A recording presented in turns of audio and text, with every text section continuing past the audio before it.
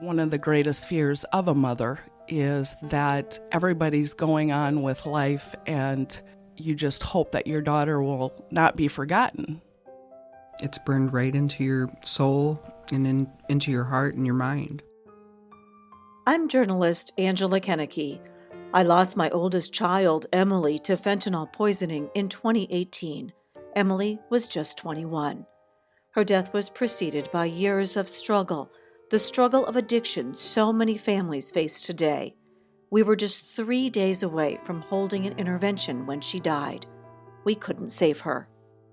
There's a term called amelioration of grief, and it means that grief takes time, and it will get better only if you put work into it. In this podcast, I'm grieving out loud with other parents who've lost children and with those currently struggling with the monster of addiction. I didn't want to go into withdrawal. It was like one of the biggest fears of my life at the time. You were terrified of withdrawal? Terrified. Why? It is the worst pain, illness, the worst feeling that I could ever imagine having. I'm also learning from experts in the field on how we can and must do better to treat this disease of the brain. We treat the addiction and the effect of the addiction, but we're not looking at the pain. The root cause.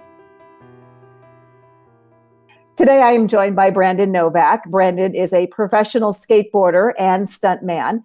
He has had a very interesting life, and I got to know a little bit about his life when he and I met in May of 2019.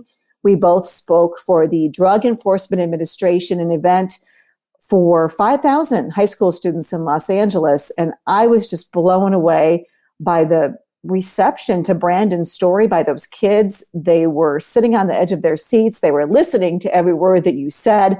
And I want our audience to have a chance to hear your story as well. So thank you so much for joining me today, Brandon. The pleasure's mine. And wow, 2019 seems like years ago. It does. It certainly does. I don't know if that's because I'm just getting busier as time goes on or times are getting stranger as time goes on. But either way, it is what it is. Maybe a little bit of both. You know, when I sat in the audience and we were part of a panel of many different speakers that the DEA brought in to try to educate children on addiction and, you know, what can happen to them. And I think when I watched the video that you showed those kids of you doing all of these crazy things and also showing some of the depths of your addiction at the time, I saw the response of those kids and just thought they are connecting with you in a way they don't often connect with adults. Yeah, I mean, I try to put myself in their position and you know, and take myself back to where they were at present day, you know, and I remember being in, you know, an audience such as that, and they would have this speaker come in and he would share or she would share, you know, their cautionary tale of what could happen if you choose to drink or drug. And I remember sitting there saying, yeah, I see that, I believe what you're saying, but that can't happen to me. You know, like inevitably I have a different future that I'm going to fulfill and that's not part of it. Right. And I remember genuinely thinking that. So now, as fate would have it, I am that man that's standing before all these kids who have a preconceived notion of what addiction looks like or where it will take you. And I had to remember how I felt sitting in the audience when someone came and shared their story. So I simply really impressed upon the fact that the disease of addiction does not discriminate. From Yale or jail, the White House or the outhouse, the results are all the same, and 1 out of 3 people will be affected. It's an absolute fact. The numbers don't lie. Now, I feel like it's my life mission right now to end the stigma surrounding addiction, to make people understand it's not a character flaw. You know, it's not a matter of willpower or mental strength or anything like that. I feel like it's a tough road to convince this entire nation of that. Maybe we're getting closer. Unfortunately or fortunately, depending upon one's perception, the stigma is lifting because the death toll is rising. Oh, that's true. So I don't know if you want to call that a good thing or a bad thing, but it is what it is, right? Because we wouldn't have been asked to join forces with the DEA if their way was working, right? And what they've done is they've came to understand that they can't arrest their way out of the war on drugs. And what I like to say in the advocacy that I do and the prevention work that I ensue is that there's no margin for error, yet it's impossible to do perfect, right? Because if any of us had the answer, we would not be where we're at today. So what I simply am a fan of is doing something, and who am I to say what the right way to live is, right? I debated for a lot of years, therefore I shot heroin for a lot of years. And in this day and age of addiction, alcoholism, the numbers that they are, I'm a fan of medically assisted treatment, right? I'm a fan of Suboxone, Subutex, methadone, the implant, because who am I to say that's not the right way to live, right? Like if I choose to partake in complete abstinence, that's what works for me. But if the man or woman next to me chooses to be on the methadone program and go to the clinic every morning and buy 80 or get their 80 milligram take home dose, who am I to say that's not the right way to live? If that provides you a life that you believe is worth opening your eyes for every morning and getting out of bed, then so be it. I'll drive you, right? And at the very least, if you decide one day that maybe complete abstinence is your calling, then at least you'll be alive long enough to have that decision. I think it is a matter of life or death these days. I mean, we have to be open, just like we treat diabetes or heart disease with medications. This is a disease of the brain. I mean, oftentimes it does need medication. I applaud you. 5 years you've been sober. Yeah. It's only by the grace of God. I had that spiritual experience that came as a direct result of an undeniable amount of pain, right? The pain had become so great that for one time in my life, I was willing to follow any suggestions that you give me because I came to understand that the common denominator in my problems are me. I, Brandon Novak, had created this position that I continually land in time after time after time. So the pain became great enough that I found purpose in it, was open-minded enough to be willing to follow the suggestions that you give me. I like to say I dumbed my way into it because I was always too smart for my own good, and I possessed this job that consisting of knowing, right?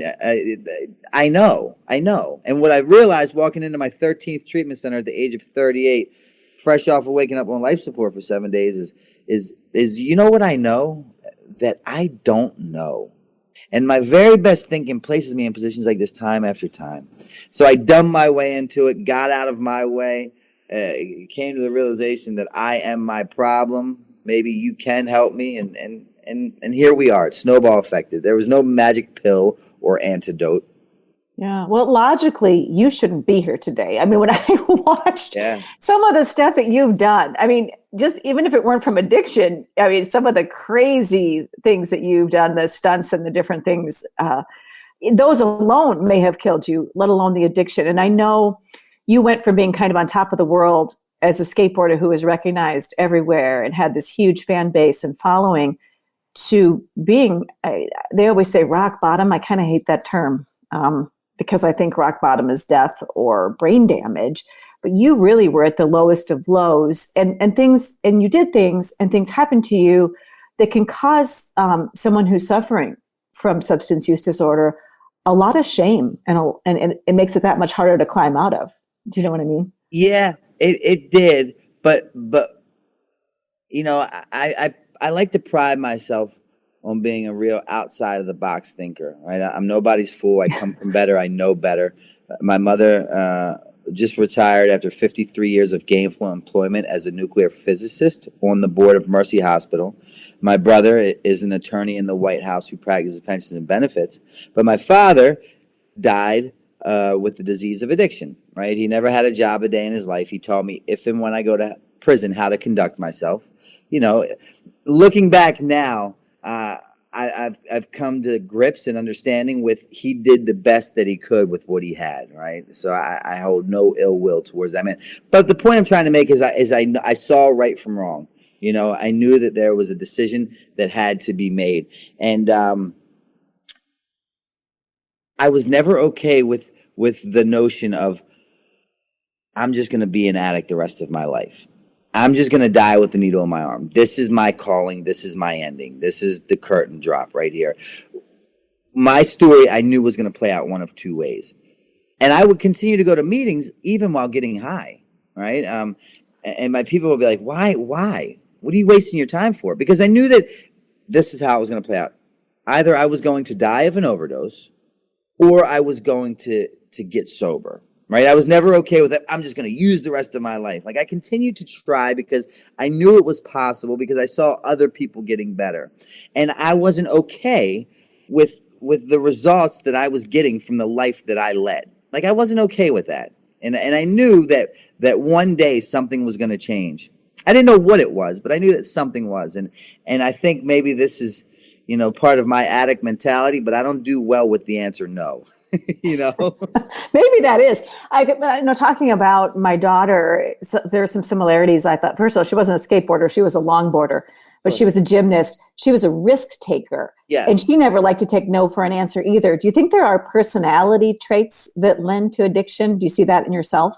Well, absolutely. And again, these are my opinions, right? They're not Sure. in any books or anything, any medical terminology books. But I have a brother and a sister. They are from a different man. I am the only son by my father. My father was an addict, alcoholic. His father was an addict or an alcoholic. My mother could take or leave a glass of wine, wouldn't even think of doing heroin, coke, whatever. My brother and sister, same way, right? I believe I was genetically predisposed with my disease of addiction. And I had a lawyer one time, and he said, Brandon, if this is the line, you always have to take it one step further. Why? And I didn't know why, but it's true, and I don't know. Right. We can't figure it all out, right? We don't have all the answers. But Emily's father also suffers from addiction as well. So there's that genetic maybe component. There's the personality component.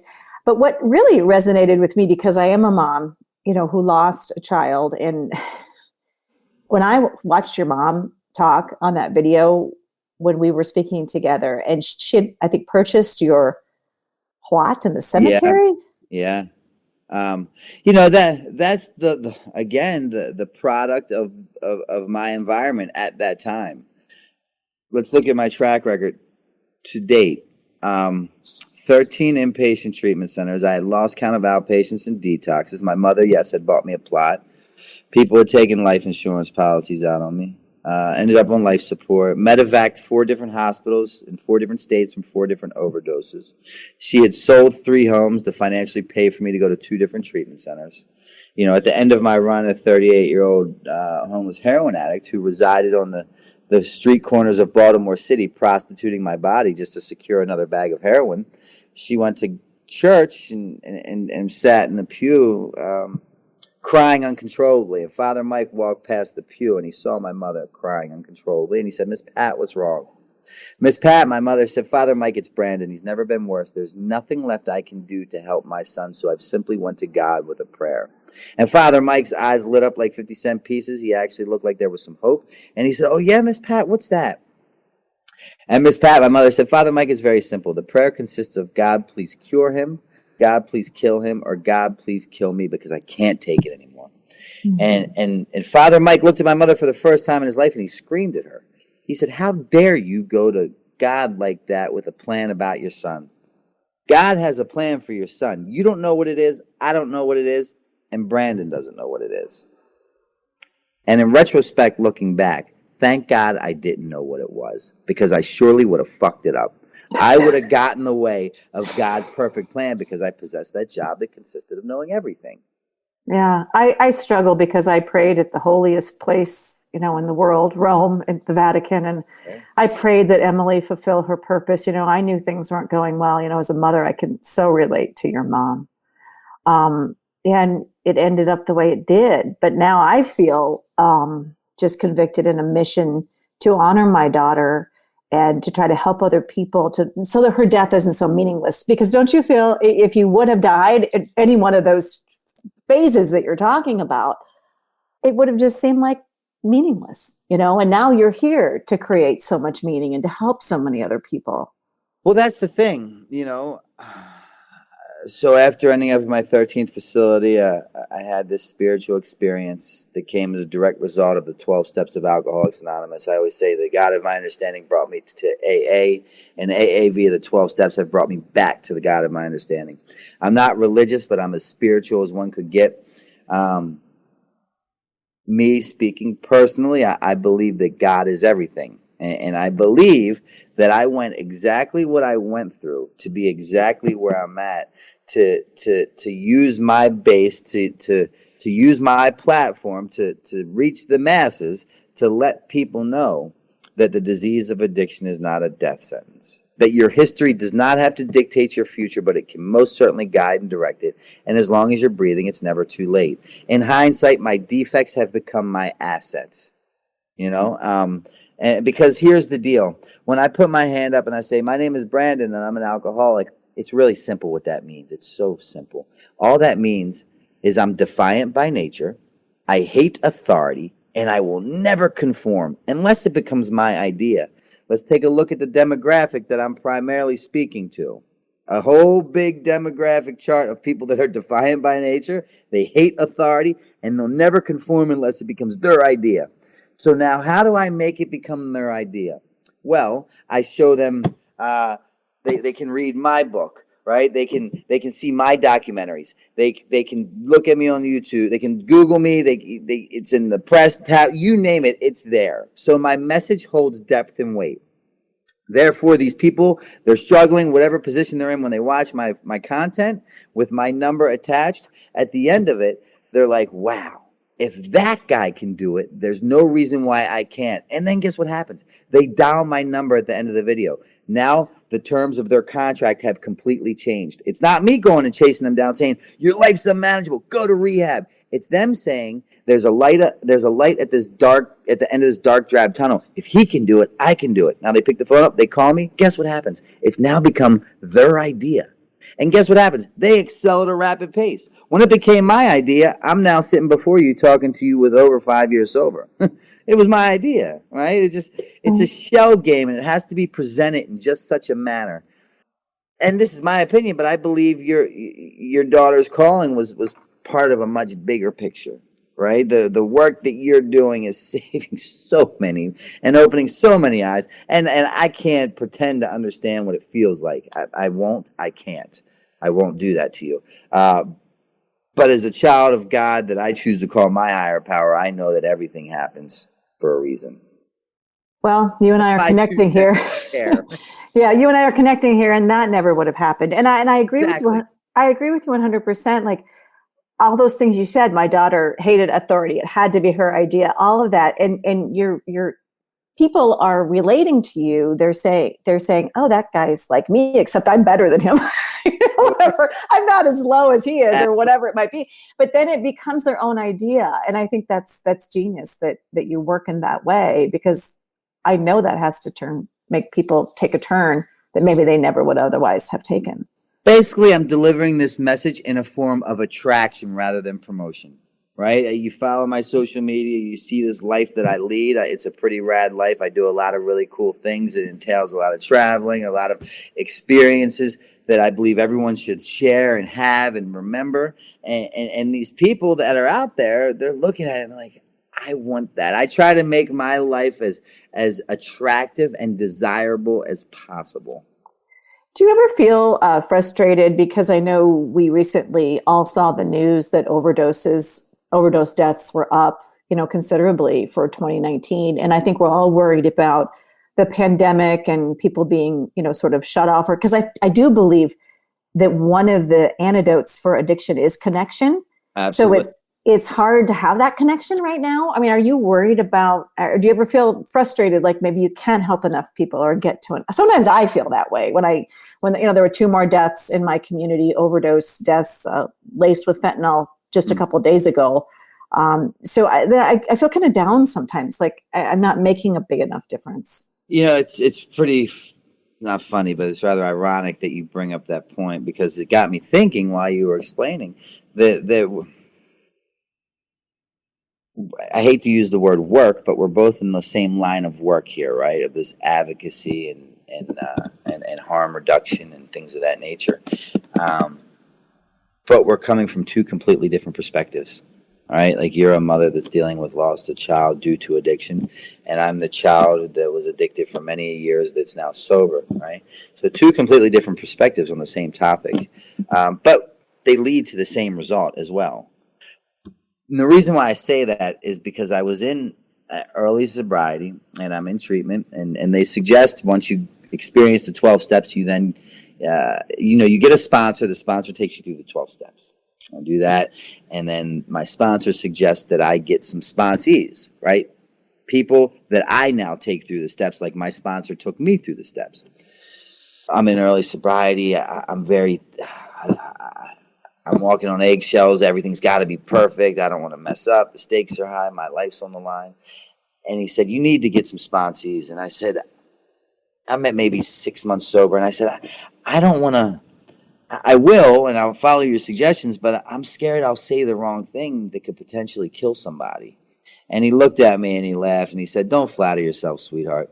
You're not powerful enough to kill anybody or save anybody. That's God's job. Leave that to him. And that, for me, made a lot of sense, right? Coming back to, depending on how deep you want to go down this hole of my spirituality, God is everything. You know what I mean?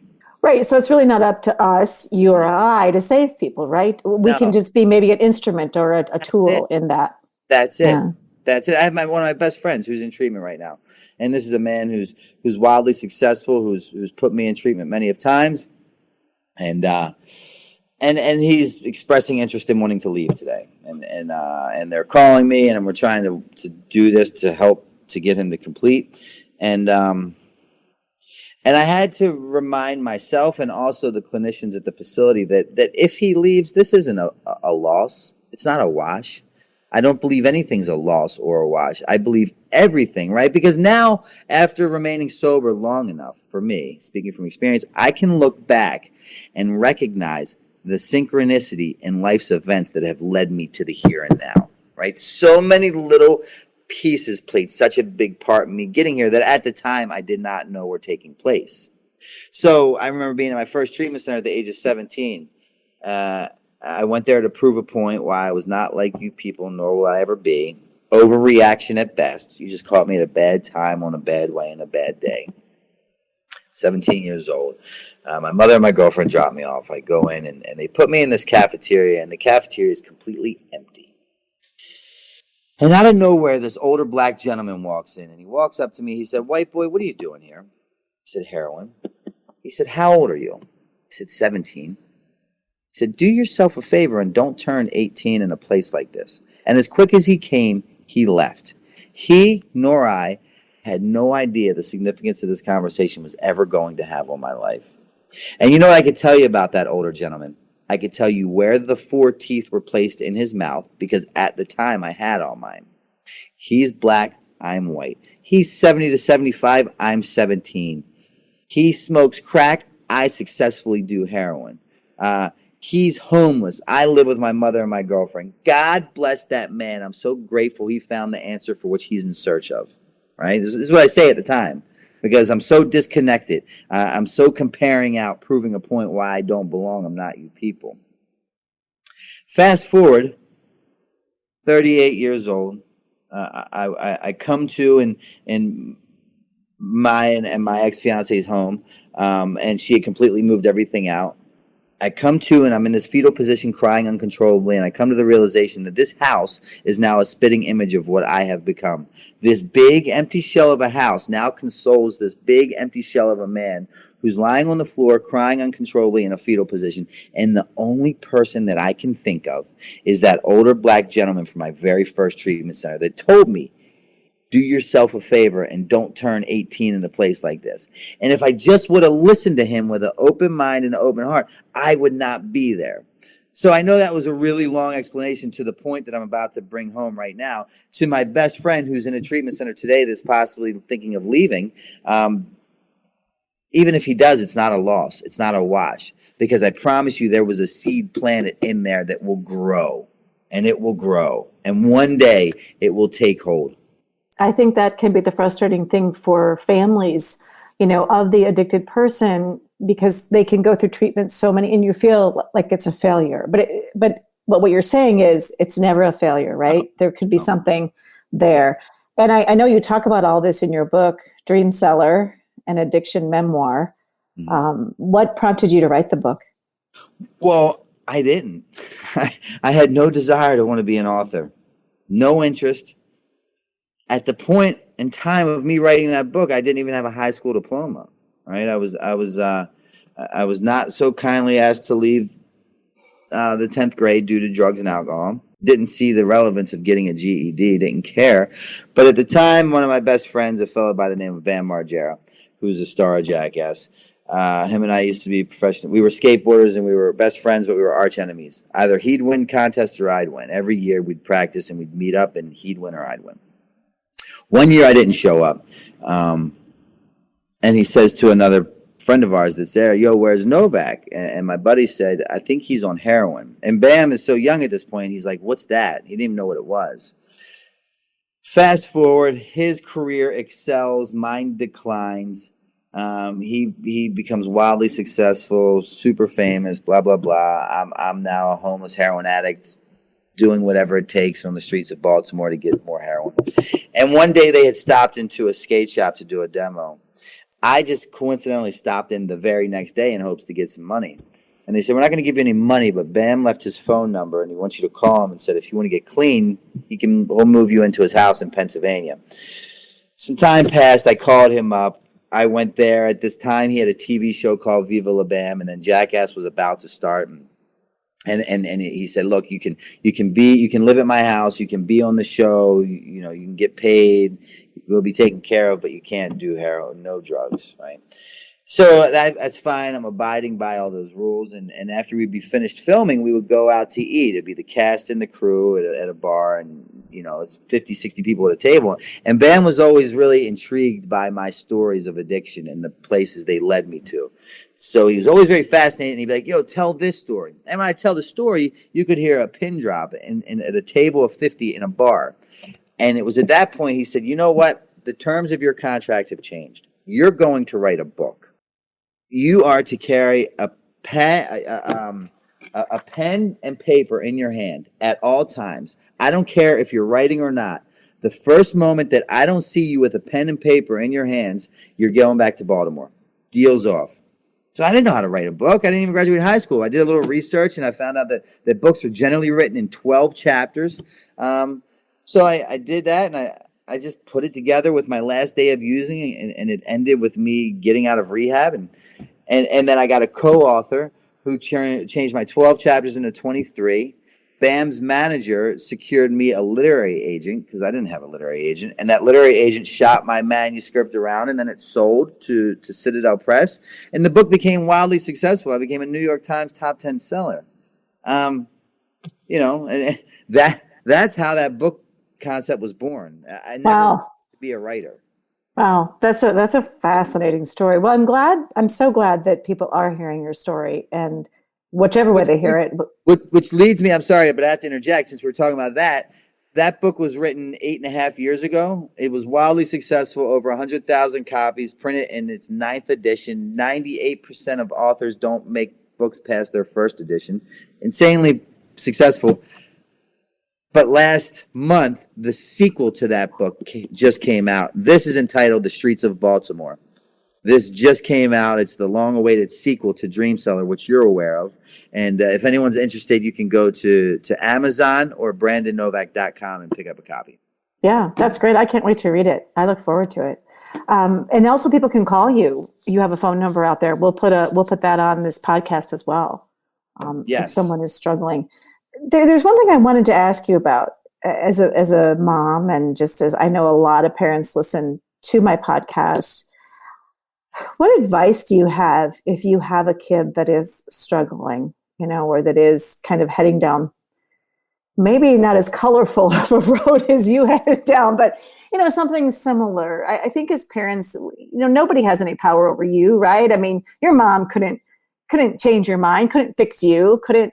No counselor could do it, right? So what can we do if we're trying, to help somebody that we love?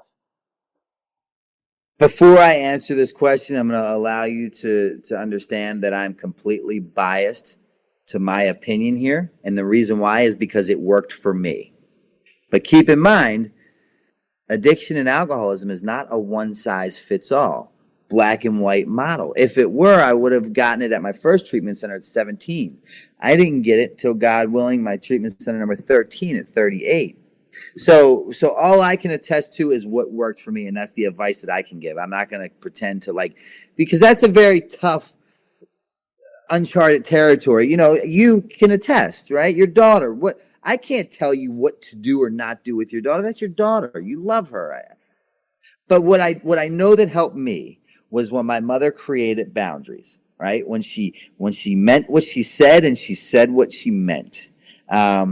And when I came home at 17 and we had a big glass door and my key one day stopped working.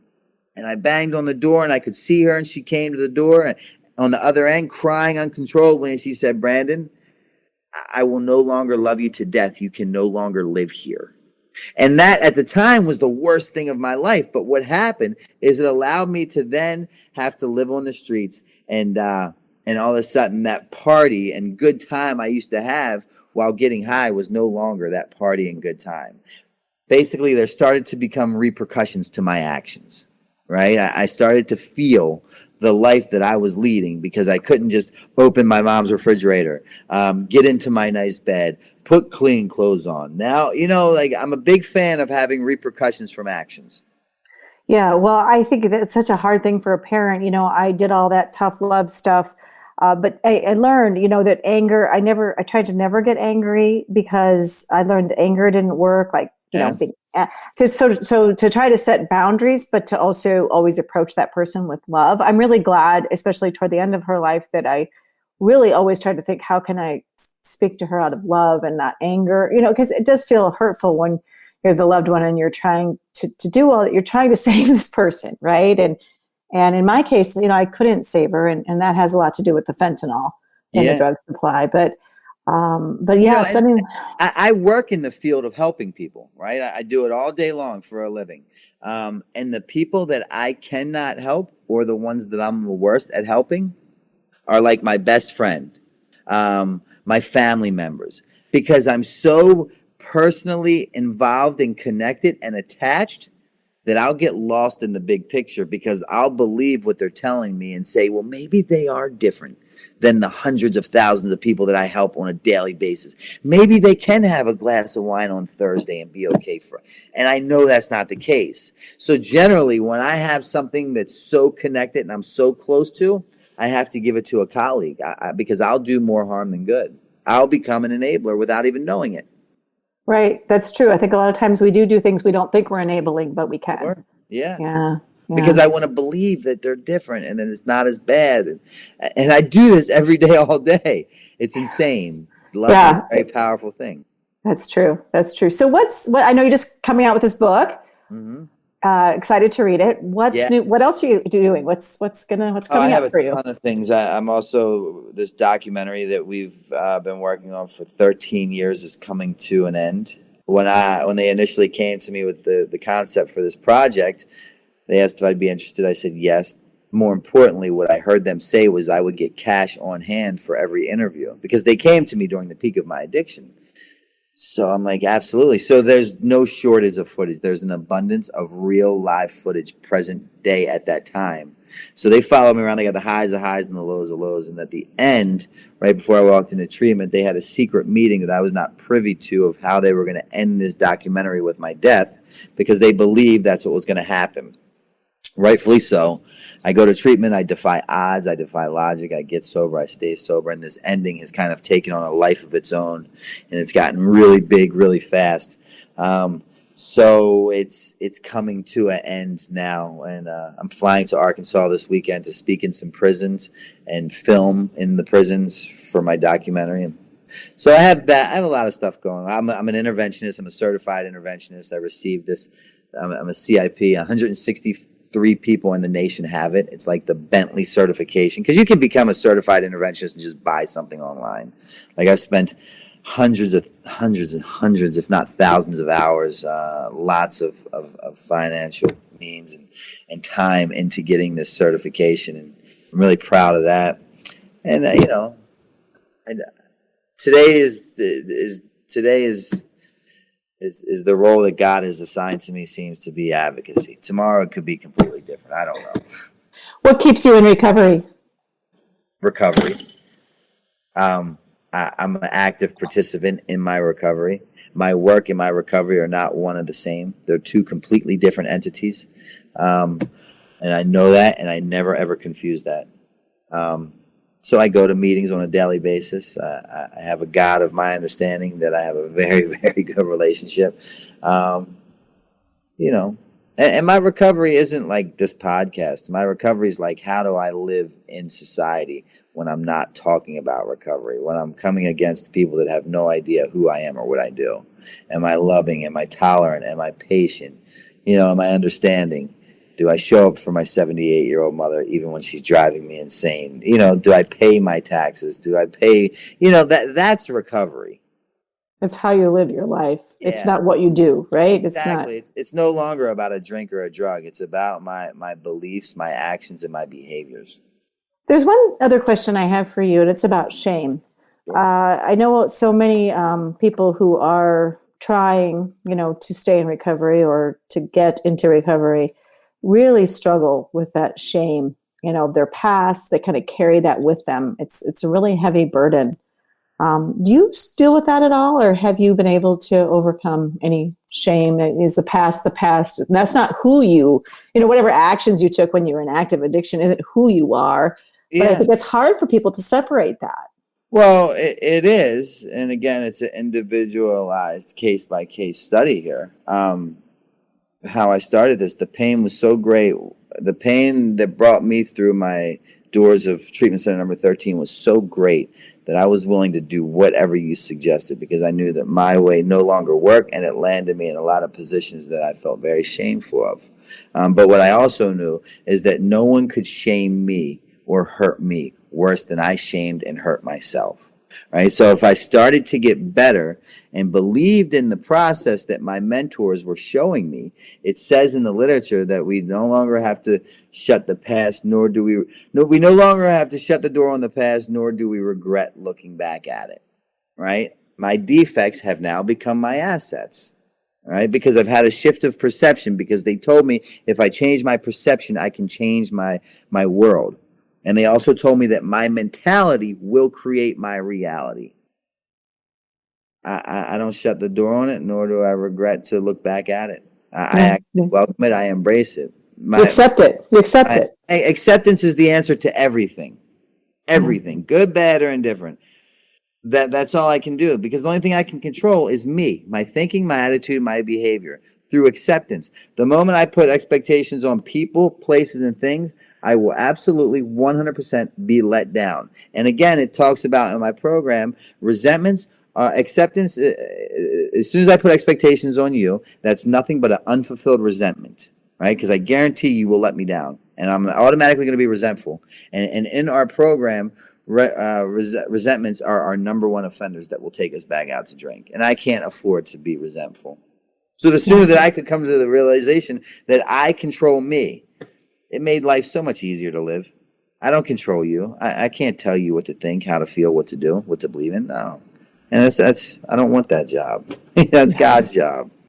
Well, those are some very wise words. And I want to end the podcast on that note, because I just love your message there and what you said. So thank you again for sharing your time. What a busy guy you are. And I look forward to seeing everything that you have coming up. Thank you. And then again, if I could leave my number for anybody that needs help, that's looking for a way up and out of their position, they can reach me and my team directly at 610-600-9174. Fantastic. Hey, thank you so much. Thank you for joining us.